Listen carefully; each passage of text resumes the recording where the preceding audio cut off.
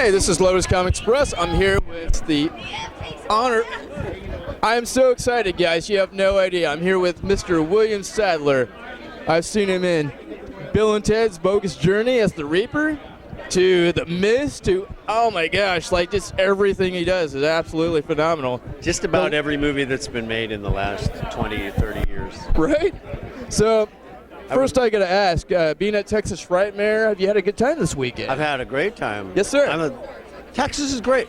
I've shot a lot of movies down here, but I've never done the Texas Frightmare weekend. Okay. And it's been terrific. I mean, the people are great. The crowds are huge. Costumes are astonishing. Right. There's Kiss right over there. Yeah, exactly. I mean, just the people are amazing. You guys look the fans. I know. I love this. I love this. Every time I look up, there's another more amazing. Look at these outfits. It's true, and I mean, the fans are extraordinary. You know, I mean, just walking by all weekend long, how it's been. I mean, Malcolm McDowell has been over here. Malcolm McDowell, I know. And he's sitting right over there. Hugely awesome. If you haven't ever come to the Texas Frightmare weekend, you have to come. You got to check this out. This is when it's just, there's nothing else like it anywhere in the country, I think. It's true. I mean, from President Ellis telling you guys this. Seriously, you got to take this to an account here. I mean, you know. Elvira is here. That's true. Okay. That's true. Well, so getting into your films, what I'd like to ask you, sir, is when you get into the characters like the Reaper and characters like the Mist, right, do you have a process that you go through to actually get into to your character? I do.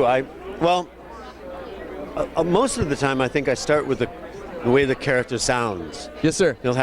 I sort of approach it. Maybe it's because I have a good ear for music. If I can hear the character's rhythms and the character's right, if I can hear the character's voice, I can get lost in that voice. So, like with the Reaper, as soon as I start doing the Czechoslovakian accent, everything starts to come out like the Reaper, and the character starts to appear. So Can you do my favorite line, boss? What's that? The one you actually wrote, the one that you actually wrote on Bill and Ted.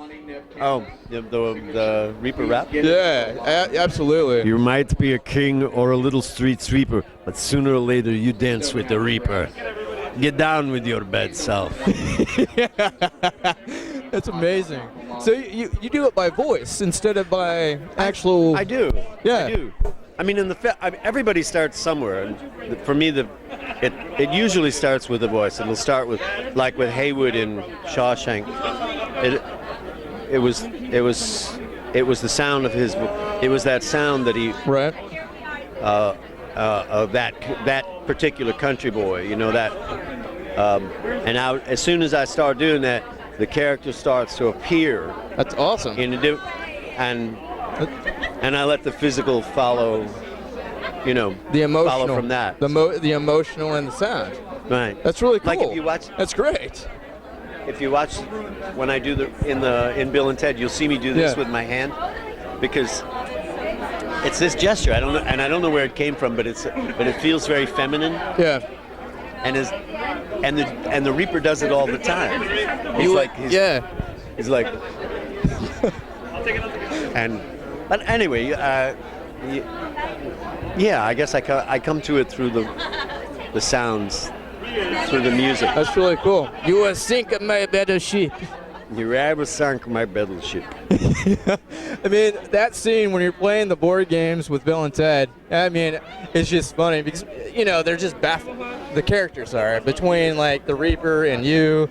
I told you the J's would work, Ted. I tell you, the funny story, that scene, the games, playing the Clue and Twister. Yeah. That sequence was the first shot of the first scene of the first day of filming for me on the show. That's what you were saying. So it was like, how'd that go? I was scared to death. Yeah. I was so nervous. I was like, my heart was going a million miles an hour because I'd never really done the character before. I mean, I did it in the auditions, but we'd never tried out the makeup. I'd never had the whole costume and the shoes and the makeup and everything in it. So the producers even were nervous. Is this going to work? Is this going to work? And we started with that scene. We started with those games. It's like right out of the box. And it's like the best scene. And they were funny. Yeah, it came across funny. Seriously, it really is like one of the best scenes in the whole movie. It worked, and it was funny. And from that moment on, the producers and the director sort of relaxed and went, good, this is going to, this is going to work.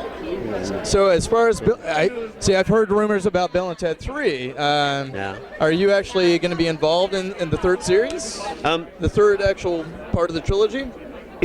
If there is a Bill and Ted 3, I would love to be involved. I've told them that. I would do it again in a heartbeat. I would love that. I would love to see you back in the third one. I have no idea whether they're going to do it or not, but I mean, Alex Winter seems like an amazing guy. Yeah. Keanu Reeves, absolutely amazing guy. He's a brilliant actor. And then having you come back in, the only question I would have is Carlin, because of Carlin. What do you do? Because George Carlin has passed, And Rufus was a major character. And I think that was part of that was a big hurdle for doing number 3. Exactly. It's like, how do we get into it if there's no Rufus? Exactly. That makes sense. So, and I mean, there's been theories online on how you could do that with part 3, even though that George Carlin's passed, God forbid. He was such an amazing actor, comedian. I mean, he was phenomenal. He was very funny. Very, very, very genius. He was an interesting guy too. I've been writing songs my whole life, and I gave him a cassette tape. Yeah. This is how long ago it was.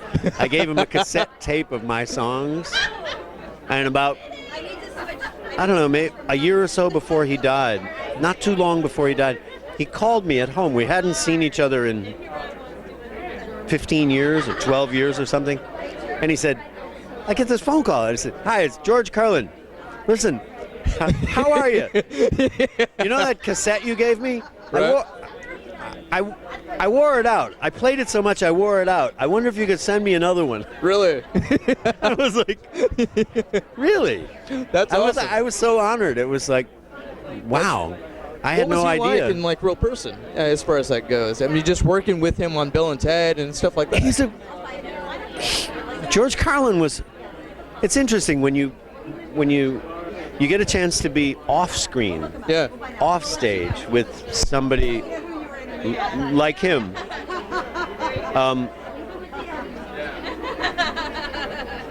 He's still funny. He's thoughtful and he's quiet. Sir. It's just a different energy. He's very nice, very, very smart. Fun to be with. Yes, sir. But not, it's not like a million laughs. He's not, because he's not on. Right. He's not doing his shtick. His thing. Yeah. Yeah, that makes sense. He was just. He's just being who he is. He's just enjoying this now. Which is great. So I was going to ask you. See, doing Die Hard 2 as Colonel Stewart. Colonel Stewart from Die Hard 2, the villain. Yeah. Was that did you integrate any of the Reaper into maybe Bill and Ted or vice versa to any of those two roles? Because they had very uniquely kind of similar accents in that sense. Well, the Reaper had more of like an Slavian kind of accent. The Reaper's accent is Czechoslovakian. Yeah, He's Czech. And then you had more, with Colonel Stewart, it was more kind of Germanesque. Colonel Stewart was from America. He was... Well, that's what I mean. I'm very bad on languages. It's not my forte at all. No, that's all right. But they had, if you're listening to it, very similar kind of twang to it. You know what I mean?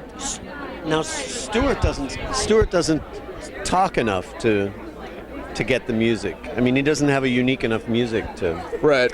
I think I got into him... He was an amazing character, though. But that's sort of single-minded. That's true.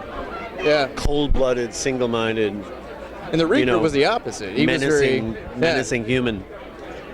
Yeah, it was a very different energy. It was a very light kind of character.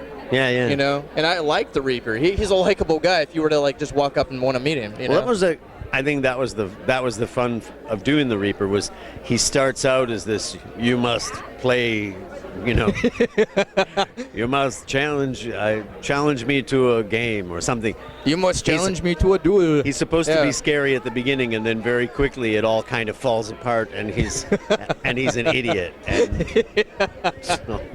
He was my favorite, man. Out of all your characters, you nailed you. it, man. I mean, you really did.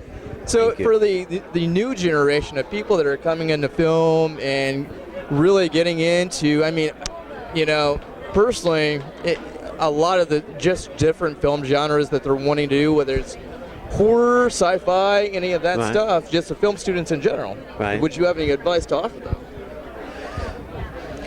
I guess lead find them on their way, you know? I mean, the only advice I think I would give them is find your own voice. Yes, sir. Find your own, make your own music, make your own movie, you know, tell your story, the one that you know how this story goes. Yes, sir. And, you know, as opposed to trying to be like Kubrick or trying to be like Spielberg or trying to be like somebody else. Yeah. I think that's what's really exciting about the digital world is now it's so much easier for young filmmakers to get their hands on a camera and put some people together, and you know, they can write it, they can edit it, they can put effects, they can, you know, and it just never used to be the case. It was you did this stuff in studios or you didn't do it at all. That's true.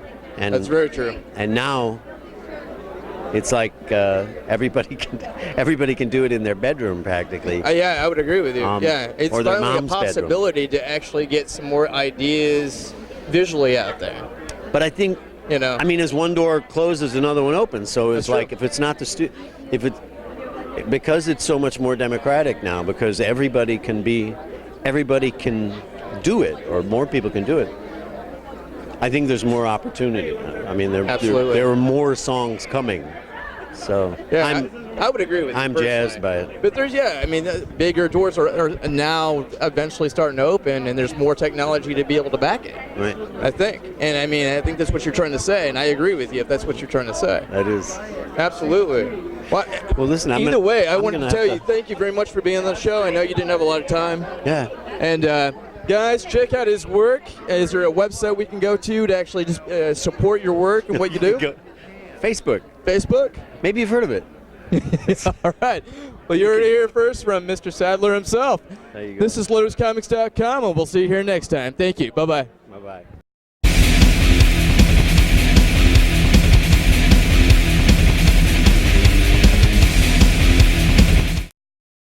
Your eye was sunk my battleship.